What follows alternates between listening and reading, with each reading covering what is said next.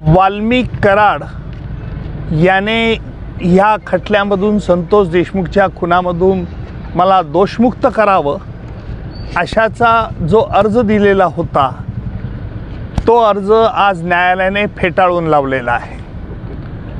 त्याचा अर्ज फेटाळल्यानंतर लगेच दुसरा आरोपी विष्णू चाटे आणि इतर सर्व आरोपींनी आम्हाला या खटल्यातून वगळावं, दोषमुक्त करावे अशा तऱ्हेचा अर्ज दिला। त्यावरती मी जोरदार हरकत घेतली। न्यायालयाला सांगितलं की ही आरोपींची एक मोडस ऑपरेंडी आहे। आरोपींना एकदा दोषमुक्तीचा अर्ज रिजेक्ट केल्यानंतर परत दुसऱ्याने करायचा, तिसऱ्याने करायचा, अशा रीतीने वेळेचा अपव्यय करायचं, खटला लांबवत न्यायचा हा त्यांचा प्रयत्न आहे।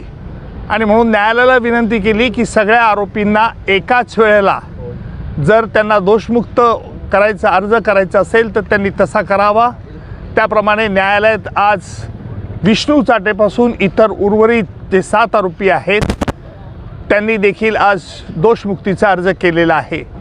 त्यात न्यायालयात आज आम्ही त्या सगळ्या अर्जांना खुलासा दिलेला आहे आणि तसंच वाल्मिक कराडने स्वतःची जामिनावर मुक्तता करावी अशा तऱ्हेचा देखील अर्ज दिलेला आहे।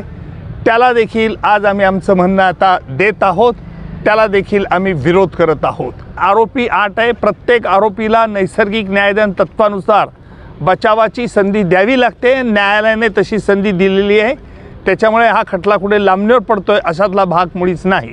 सर, संपत्ती जप्तीबाबत अर्ज होता, न्यायालयाने संपत्ती जप्त आणि त्याचे अकाउंट फ्रीज करण्याचा निर्णय राखून ठेवलेला आहे।